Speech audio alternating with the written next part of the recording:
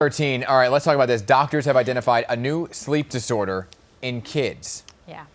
Yeah, the recent discovery called restless sleep disorder, or RSD, affects children between 6 and 18 years old. So what do parents need to know? Well, we're learning that along with tips on getting our little ones to sleep better. And joining us to talk about that is Sofia Axelrod, author of How Babies Sleep. She's a mother of 2 and a sleep researcher. I feel like I'm a sleep researcher myself because I have 2 little ones, 2 and 4, and sleeping has always been a bit of a challenge, although the sleep disorder could worry some parents. So tell us about it. So if your kid is between 6 and 18 years old and thrashes and can't sleep well at night and really has a lot of movement, and that affects their daytime functioning, it might be that they have a new sleep disorder, which is called restless sleep disorder, which turns out might be an iron deficiency. So if you have a child that suffers from that, I would go and talk to my pediatrician and have their iron levels checked. And that might be a very easy fix. To be very honest, looking at the signs and symptoms there, can an adult feel that? Because, I mean, it seemed like things that an adult might feel as well. Excessive tossing and turning, changes in mood and behavior, daytime fatigue. That's my resume.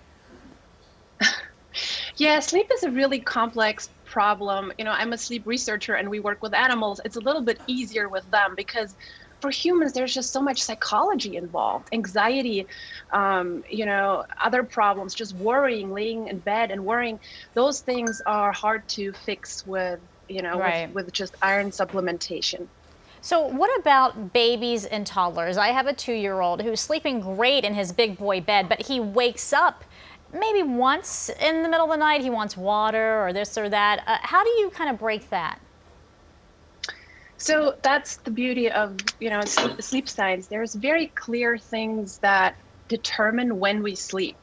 And one of them is light that I can talk about in a second, but another one is daytime sleep. And it's a little bit common sense. Like if I put you down for a 3-hour nap, you're just not going to be tired at night. Well, unless you're sleep deprived, which a lot of us are right now. But generally speaking, we have to watch those naps. And it's a little bit complicated because their schedules change all the time, babies' sleep schedules, that is.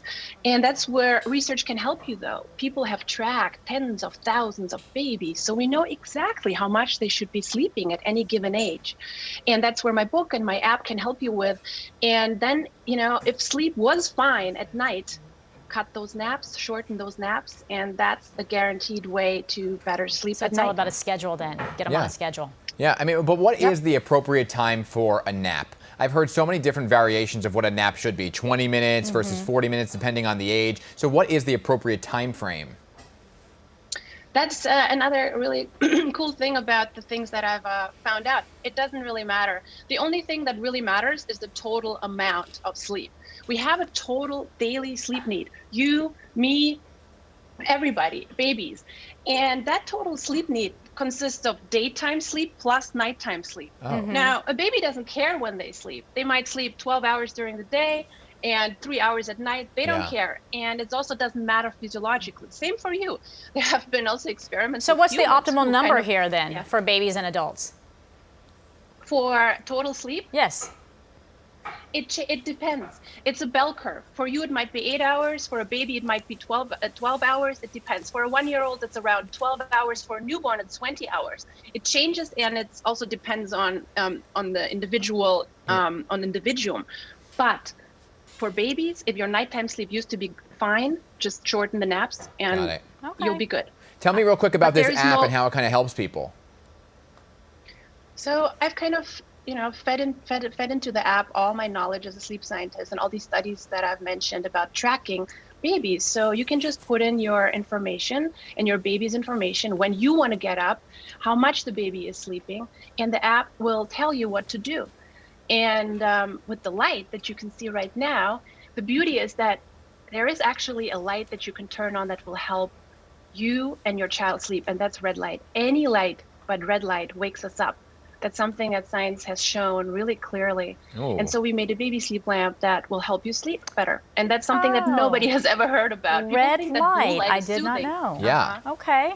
Yeah. Now, what if they red lights in the adult bedroom? No, I'm just... That's a whole different connotation there.